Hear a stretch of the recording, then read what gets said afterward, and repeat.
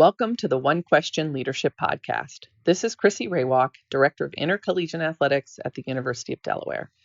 One of the things that I appreciate and enjoy most about leadership is that it's a journey, not a destination. It involves lots of different twists and turns, and you need many different types of people to go along with you on your journey in order for it to be successful. So today, I invite you to start your leadership journey with this podcast. Enjoy.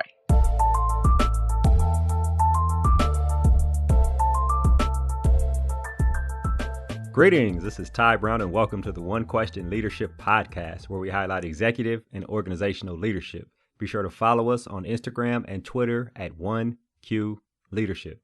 Our guest today is Devin Crosby. Devin is the Director of Athletics at Lynn University. Greetings, Devin.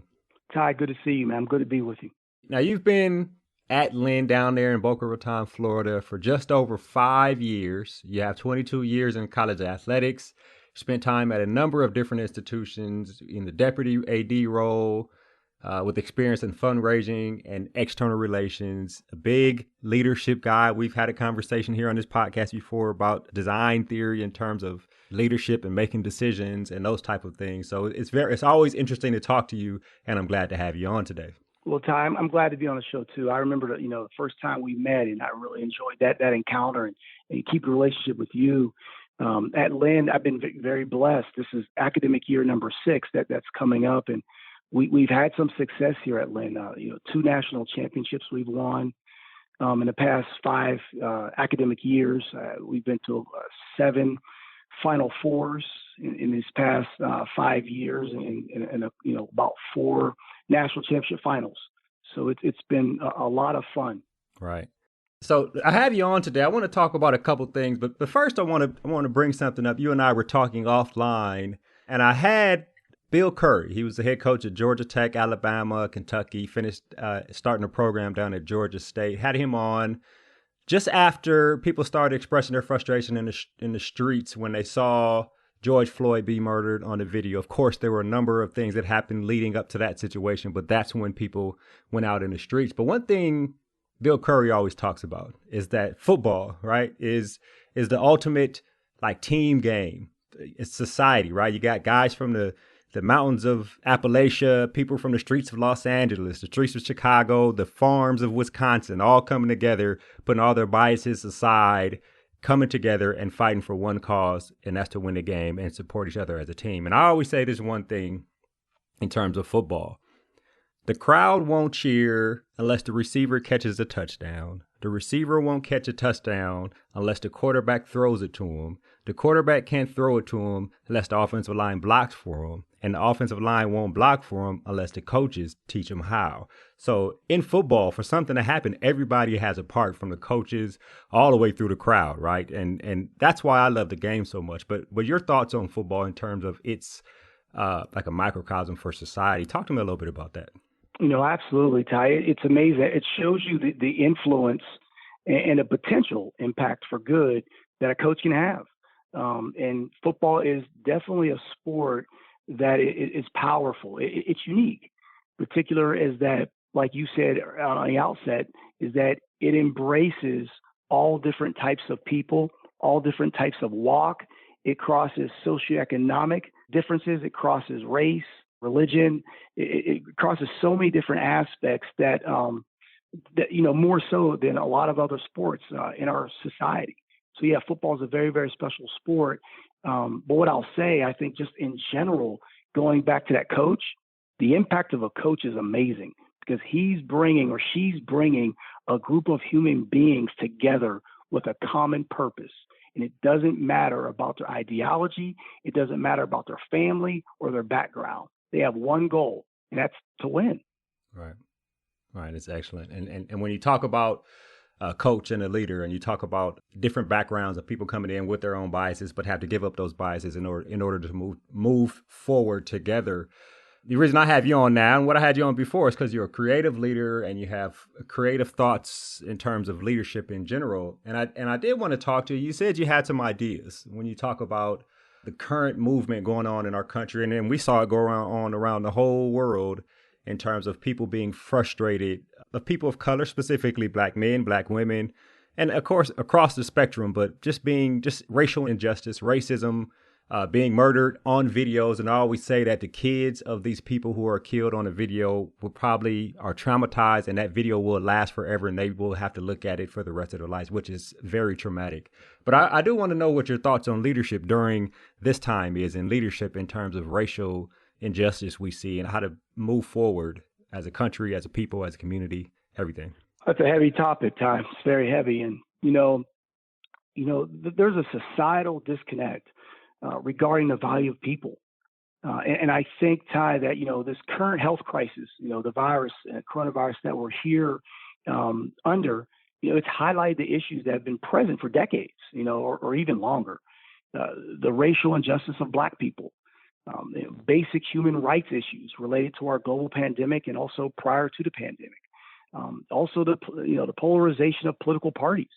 One of the things that we have clearly been able to see in very, very close form is that, to disagree with someone's ideals or their political party, that should not mean hate towards that person. With that said, we can no longer avoid this topic of lives being valuable due to comfort or due to lack of understanding. It's much easier not to address those issues, Ty, and, say, well, I don't really know what I can do. I'm not sure that I understand. And we're talking about gender, religion, race, politics, even sexual orientation. We have to, engage in these conversations. And I think the pandemic, Ty, has clearly demonstrated this thing, is that sports is very, very powerful. Let's think about March 11th. That's the day that the NBA, canceled their game. Oklahoma City and the Jazz were playing. When the NBA canceled that game, that's when the world started to take true notice of COVID-19. Think about the example of the young student athlete at Ole Miss.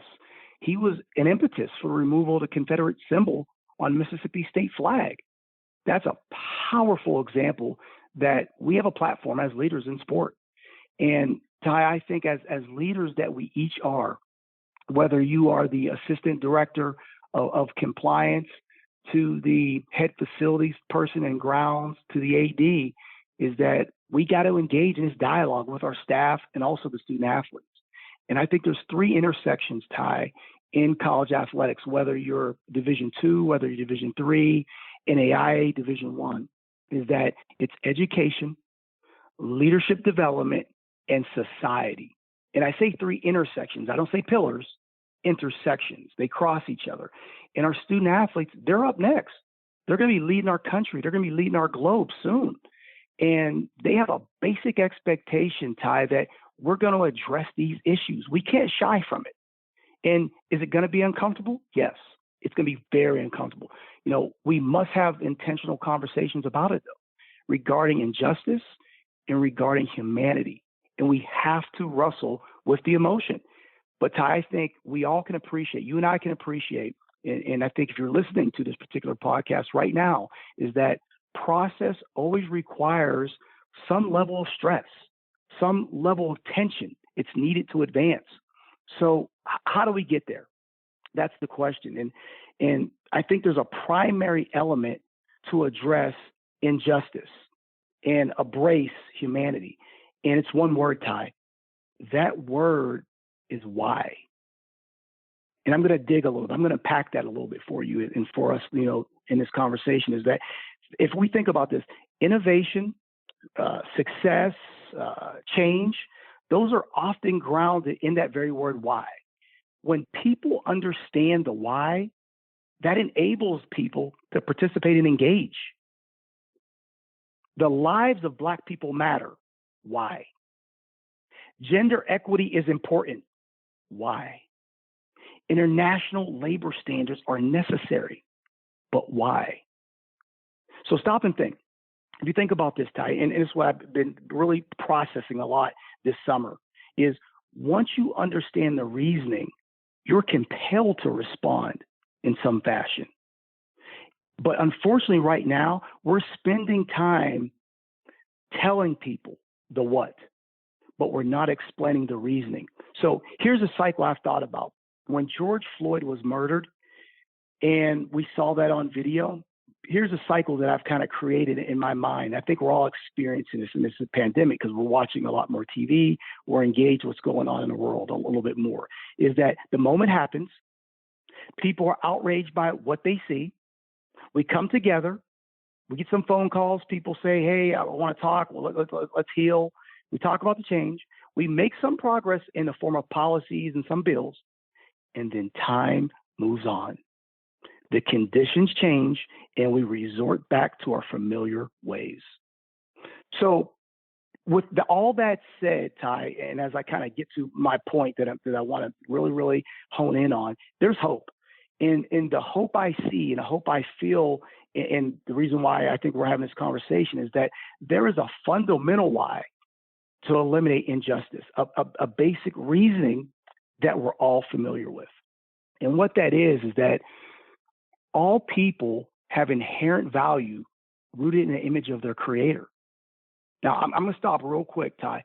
I'm not here to preach. I'm not here to preach a sermon. I'm the child of a missionary. I grew up in a church. Jesus Christ is the center of my life, but I'm not here to preach. Allow me just to provide the case. Christians and also people that don't have a relationship with Christ widely accept this truth. And, when we cause or tolerate injustice to another human, we're actually offending that very truth that all people have value based upon their creator. And this is not an uber Christian philosophy.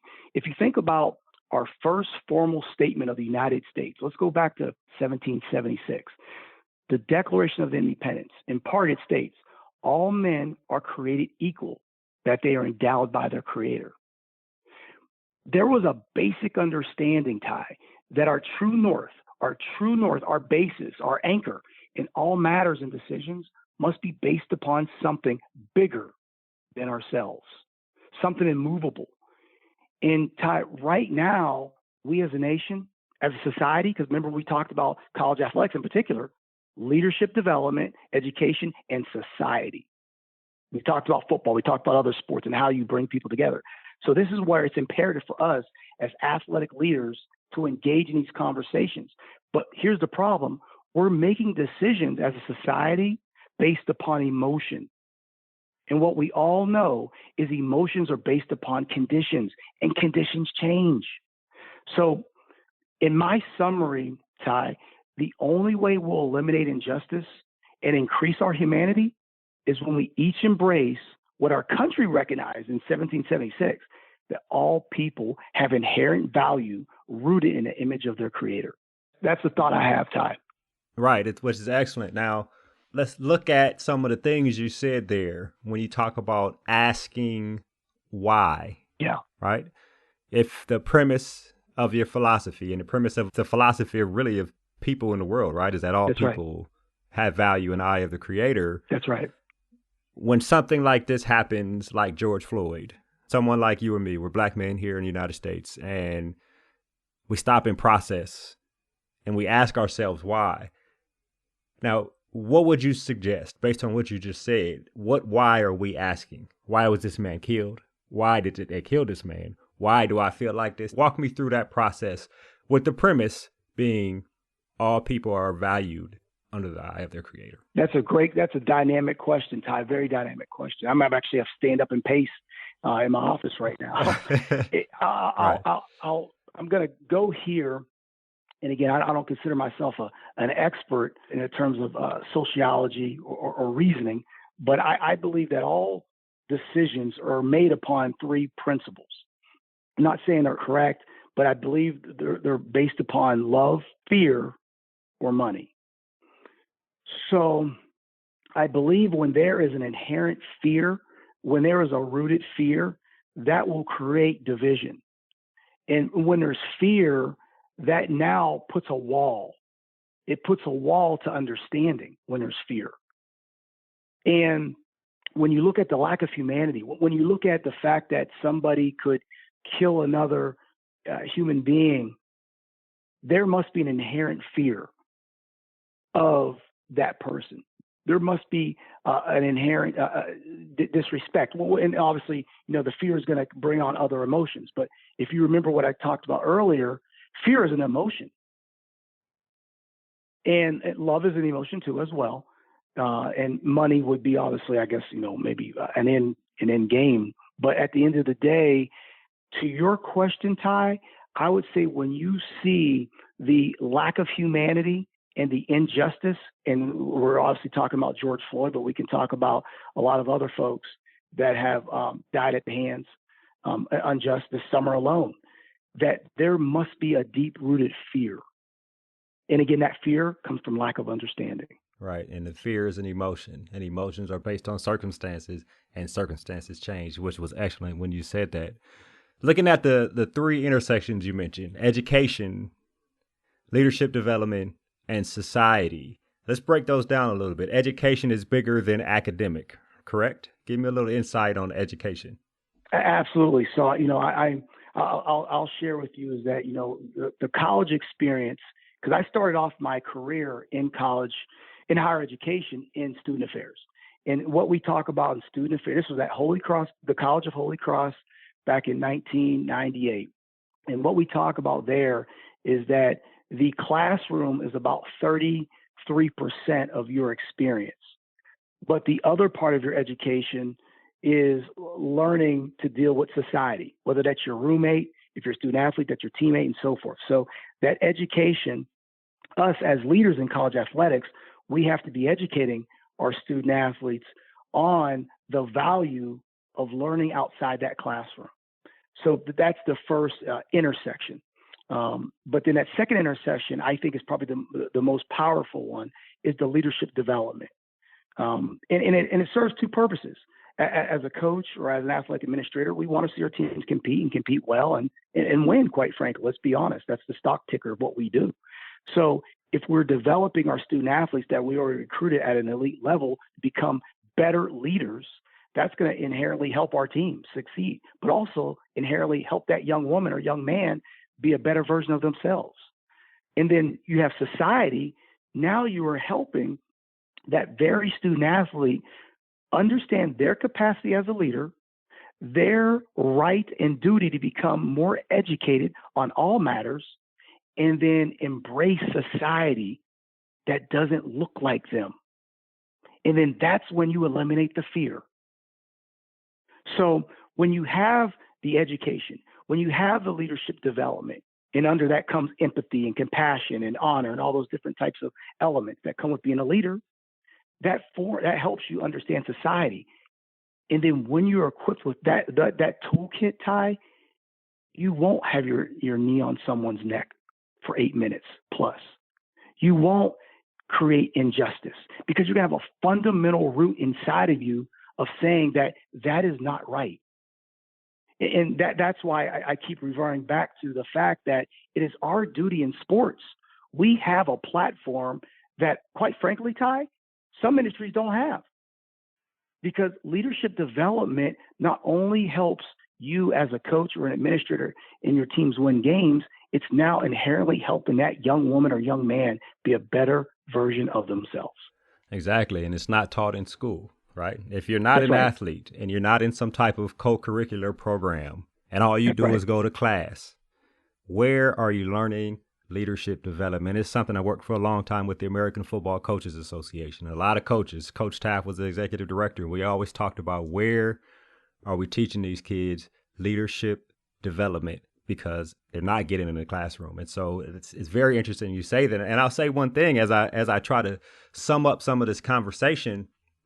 Education, as you mentioned, outside of academic is important, obviously, but outside of academic, you are learning to deal with the circumstances of society.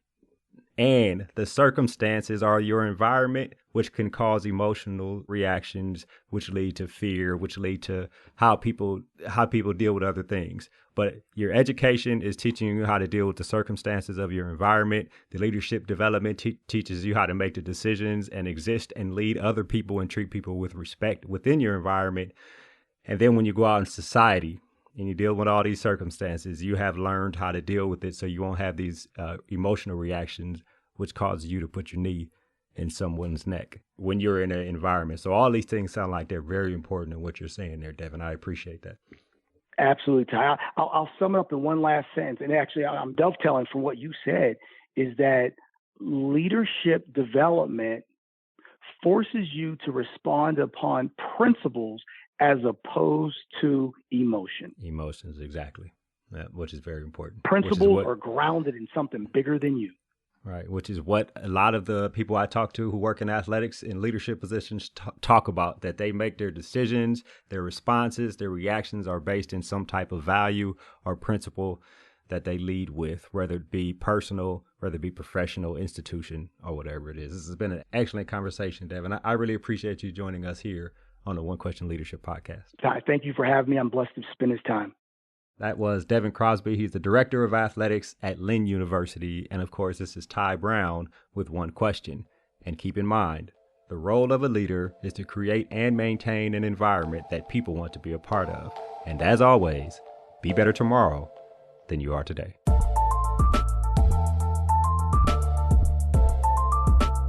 This episode of the One Question Leadership Podcast is produced by Spades Media Group, solving problems using creative leadership.